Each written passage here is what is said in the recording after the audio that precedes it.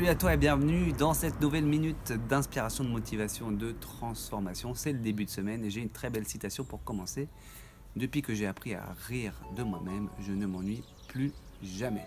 Alors déjà, réfléchissons un petit peu et observons nos sociétés. On peut se poser la question, où est passé le rire?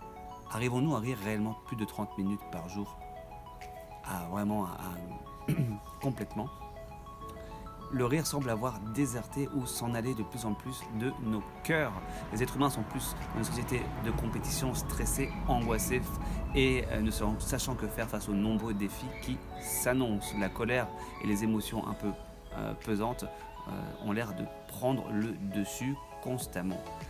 Alors, qu'est-ce qu'il se passe? Comment cela fonctionne-t-il? À la racine, on pourrait dire qu'il y a tout d'abord un faux sentiment de moi, un je, mon, mien, qu'on appelle l'ego. Cet ego nous fait interpréter le monde d'une certaine manière. L'ego va prendre tout au sérieux et avec gravité. Il va donc nous mettre dans une posture de survie angoissée. Ce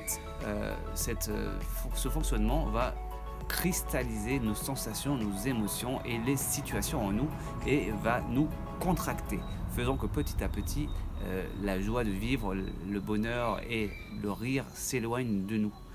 Alors, comment on fait pour s'en dépatouiller? Se dépatouiller de ça, c'est tout d'abord observer ces histoires que l'on se raconte en nous. Et ça s'appelle observer le personnage. Le personnage, c'est de tout d'un coup se rendre compte qu'il y a un personnage qui se raconte des histoires, quelqu'un qui s'appelle moi, je, mien, et quelqu'un qui observe quelque chose au-delà. Et cette chose qui observe, qui est constamment présente et bienveillante, c'est l'esprit. L'esprit reflèterait la véritable sensation d'existence, de vie, de joie, de paix, d'amour, qui est perturbée par cette fausse sensation de moi qu'on appelle l'ego et qui prend tout au sérieux.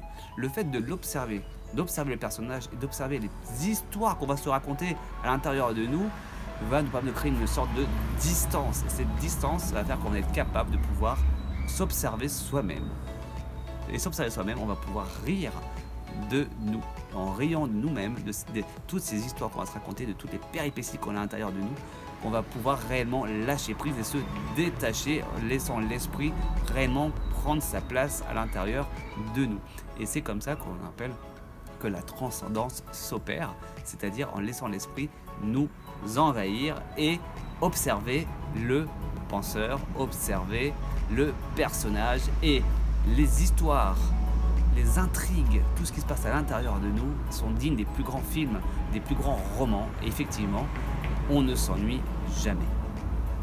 Je vous laisse là-dessus et je vous dis donc à demain pour une nouvelle minute de transformation. Salut à tous!